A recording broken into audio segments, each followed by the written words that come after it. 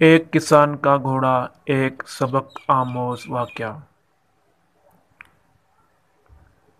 ایک دفعہ ایک گھوڑا ایک گہرے گڑھے میں جا گرا اور زور زور سے آوازیں نکالنے لگا۔ گھوڑے کا مالک کسان تھا جو کنارے پہ کھڑا اسے بچانے کی ترکیبیں سوچ رہا تھا۔ جب اسے کوئی طریقہ نہیں سوجھا تو ہار مان کر دل کو تسلی دینے لگا کہ گھوڑا تو اب بوڑھا ہو چکا ہے، وہ اب میرے کام کا بھی نہیں رہا، چلو اسے یوں ہی چھوڑ دیتے ہیں، اور گڑھے کو بھی آخر کسی دن بند کرنا ہی پڑے گا، اس لیے اسے بچا کر بھی کوئی خاص فائدہ نہیں۔ یہ سوچ کر اس نے اپنے اپنے پڑوسیوں کی مدد لی اور گھڑا بند کرنا شروع کر دیا۔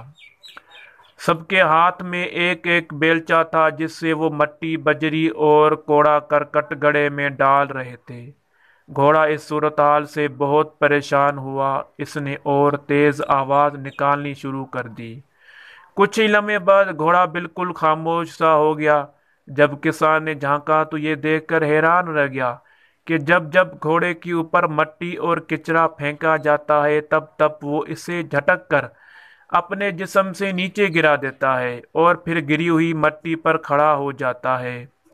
یہ سلسلہ کافی دیر تک چلتا رہا۔ کسان اپنے پڑوسیوں کے ساتھ مل کر مٹی اور کچرا پھینکتا رہا اور گھوڑا اسے اپنے بدن سے ہٹا ہٹا کر اوپر آتا گیا اور دیکھتے ہی دیکھتے اوپر تک پہنچ گیا اور باہر نکل آیا۔